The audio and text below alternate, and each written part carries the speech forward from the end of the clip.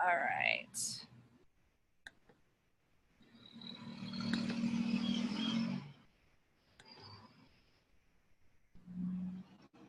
Okay.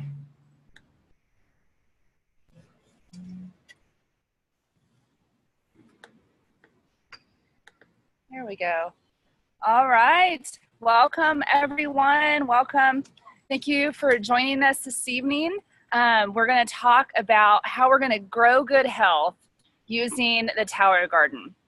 So mainly I'm going to talk about the Tower Garden tonight and kind of everything that I have learned about gardening in the US and what we're up against nutritionally when it comes to the fruits and vegetables that we're putting on our plates. But I want to start with my story because I want to make sure you know like how I came to love my tower and where it fits into my family's busy lifestyle. Obviously, you can see two of my tower gardens behind me. They're growing beautifully this year. So it's super simple, easy for a busy full-time working mom to manage a garden and multiple gardens. So, and then be able to put super nutritious food on my family's plates. So, 4 years ago, whenever my family started looking for an easier way to improve our health, we had seasonal allergies and asthma, migraines. You can tell from the first picture where I'm in the pink shirt that we all looked a little fuller faced. Some of us were just puffy from inflammation, and others we just had extra weight that we were carrying around. But honestly, we thought that our health was really normal because we were experiencing things that we had always experienced. But the fact was that just because things are common doesn't mean that they have to be normal in our lives. So today, we are all in much better shape. Migraines gone, seasonal allergies gone, asthma way better improved, joint pain, all of those things that we were dealing with in our lives are so much better. And then what really our journey didn't really start with a tower garden, and it didn't even start with us eating better. It started with Juice Plus. So we were putting that whole food nutrition into our body every single day from 30 different fruits, vegetables, berries, and grains. And just the consistency of doing that daily was what started our journey towards better health. We started noticing that we were feeling better, that we were having more energy, that we were sleeping better, that we just overall felt better. So it was something really simple that we could do to start that whole process of better health in our family. And then also, Juice Plus has a shake mix. This, for you busy moms, telling you to get that super nutritious breakfast, not only into myself every single day, but into my family, was a no-brainer. It was such a big win, and it was simple. And 4 years later, my boys still have a shake for breakfast every morning, and I still drink 2 shakes every single day from the mail route. So such a simple way to start that bridging the gap with our nutrition, right? One of the things that I realized was that I was starting to want to feed my family better. I was realizing how big of a role nutrition played in my family's health. And so I was buying more fruits and vegetables from the grocery store. And one of the things that I realized is that my fruits and vegetables, you guys, are expensive. And if you live in a small-ish town like I do, you're just not going to be buying a lot of organic because the variety wasn't there.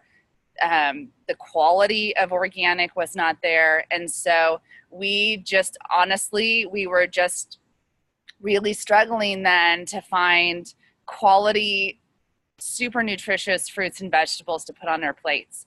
But we knew that I was spending more money at the grocery store, and it was something I was willing to do, but I miss the days from when I was a child and I would help my dad in the garden, right? And so, and my family had tried gardening in the past when my kids were littler, and we had no idea what we were doing, quite honestly. And we had a lot of fun. Looks like we're having fun, right? But it was a lot of work. And many of you that have gardens in the ground know how much work it takes.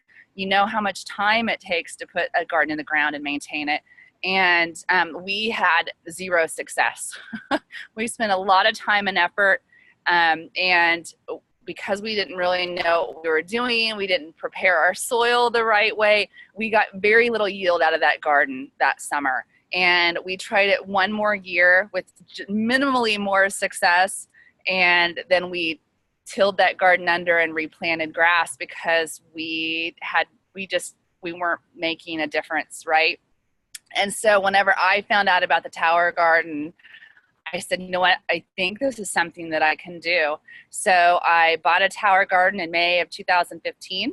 I bought a second tower in May of 2016, and then bought my third tower in May of 2017. So obviously I love the tower garden, and I love the ability to be able to grow that garden for my family. Okay, so the tower garden truly is, I believe, the future of urban gardening. We use no dirt. You use 90% less water than you do growing in soil, and in 90% of the space. So, or in 10% of the space, 90% less space.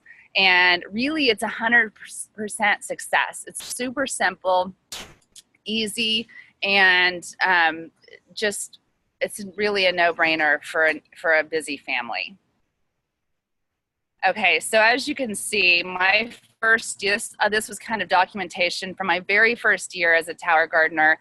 You know, I bought it in May. By June, my tower was getting big, and then, you know, by the middle of July, I was starting to, you know, harvest a lot of lettuce and go from there.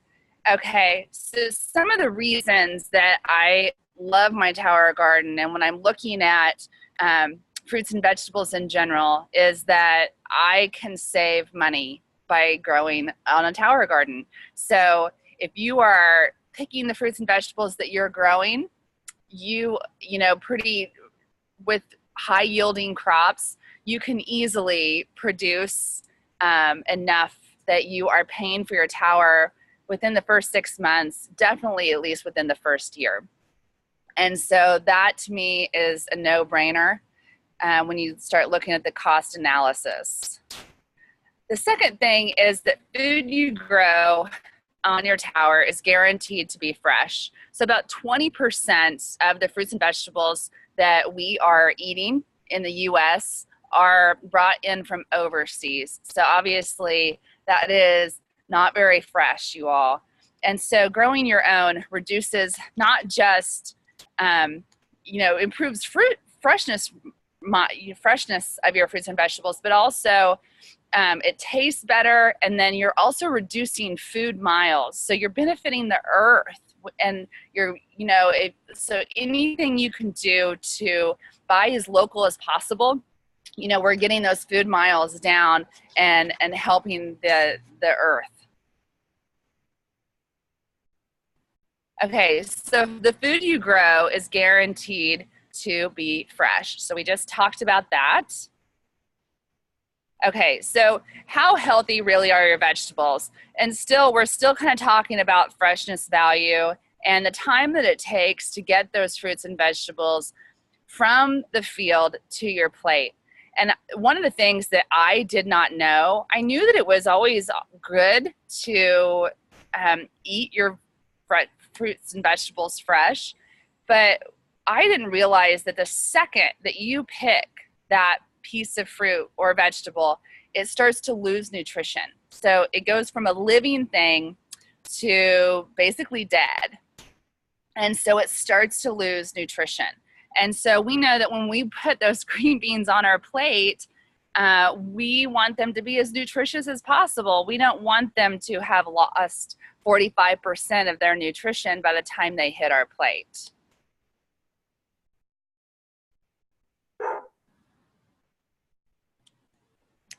And some reason I'm not skipping forward.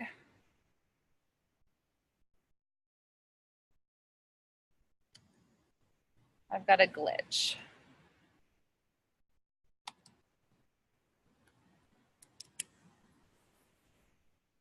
we will just see if we can get through this glitch.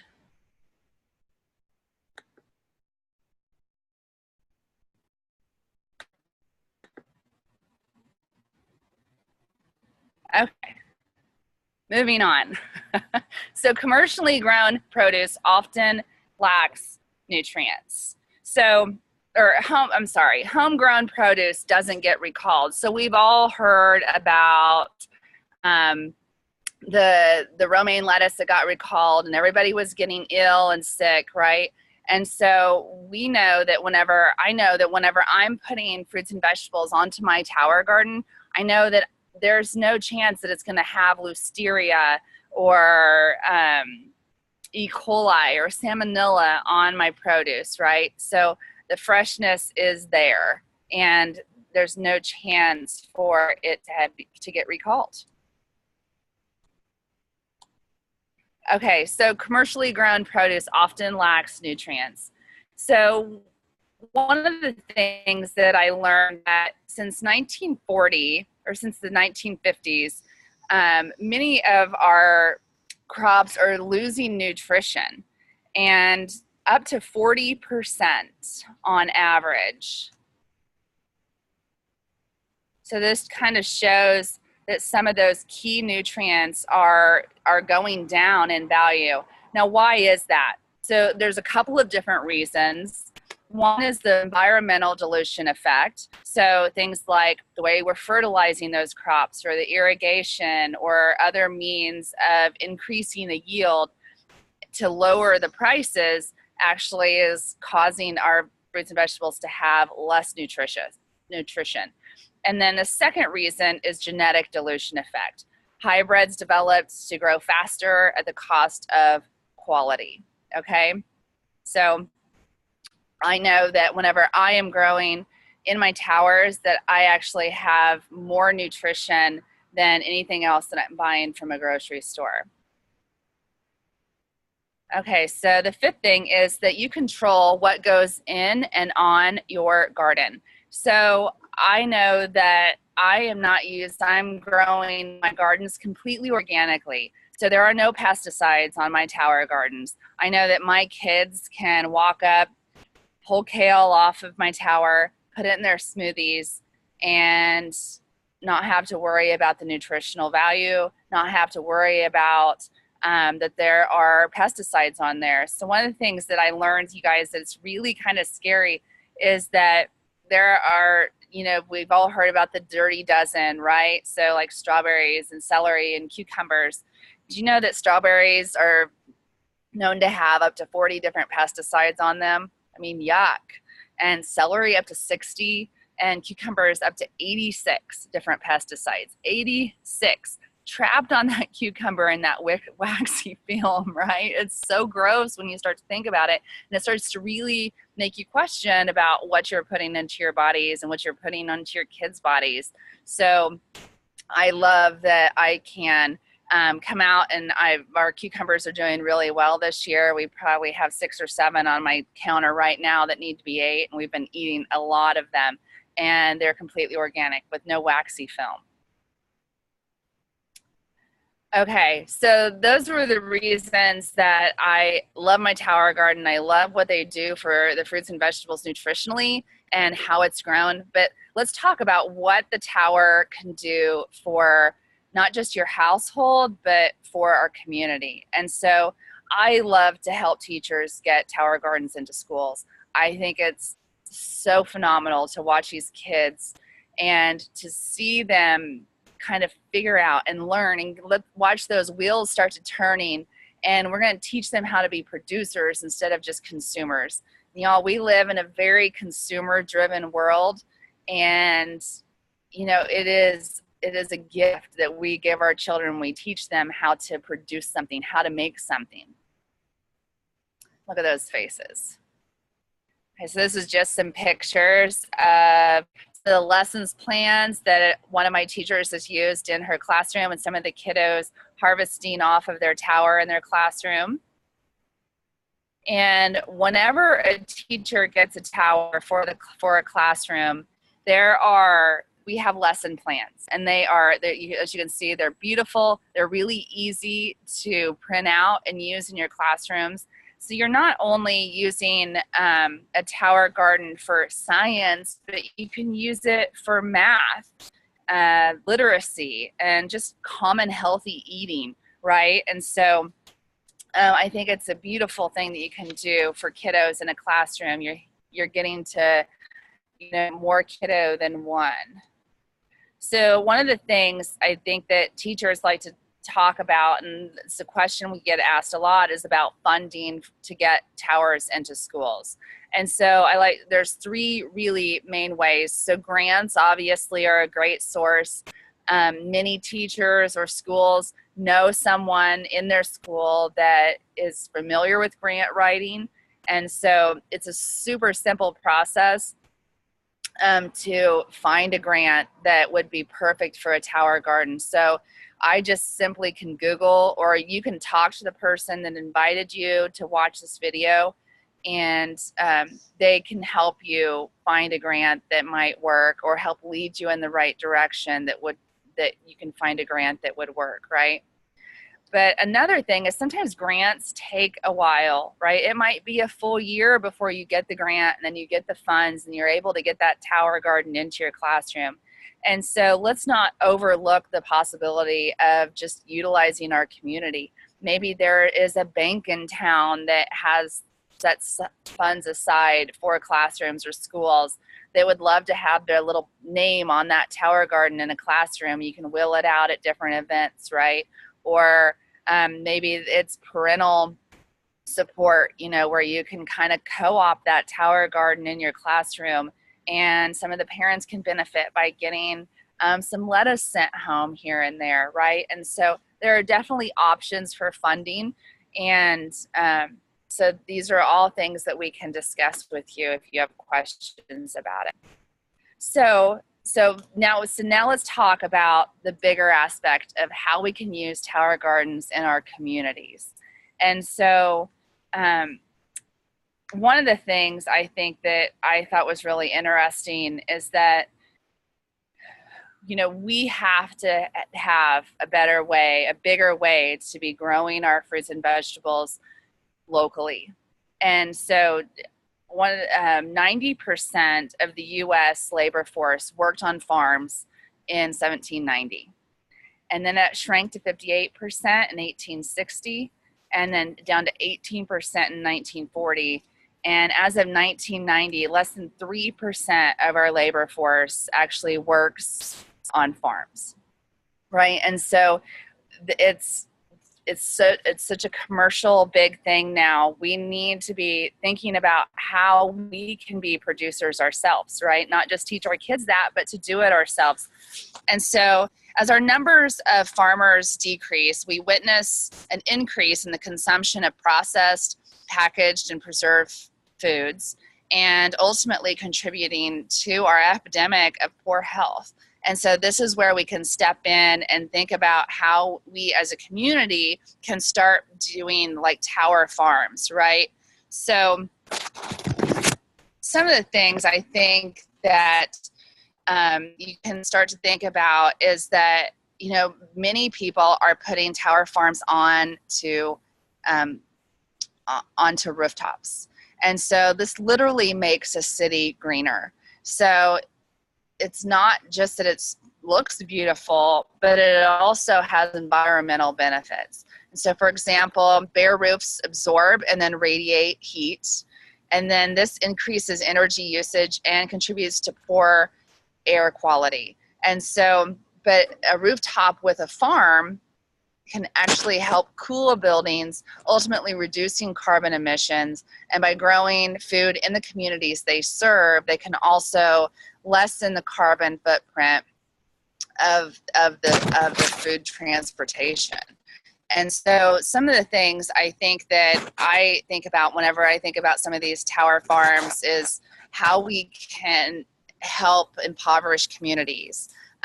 Maybe it's a food bank or a homeless shelter, a senior center, youth organizations such as like a YMCA.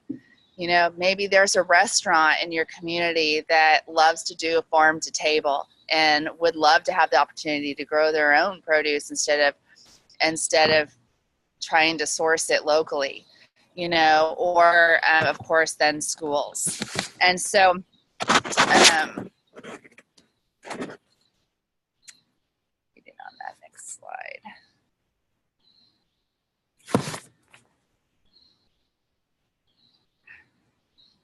So some of the things that I think about whenever I'm thinking about urban gardens across America is that 4 in 5 Americans live in cities and suburbs.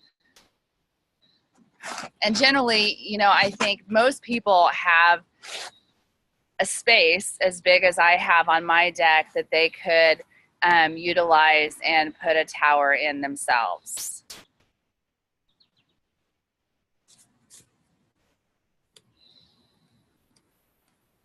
Well, for some reason my slides are not doing well today. We're just going to move on. Okay, so another thing that I just doesn't even occur to us is the fact that we have a ton of food deserts in the U.S. The U.S. Department of Agriculture defines a food desert as an urban neighborhood or rural town without ready access to fresh, healthy, or affordable food.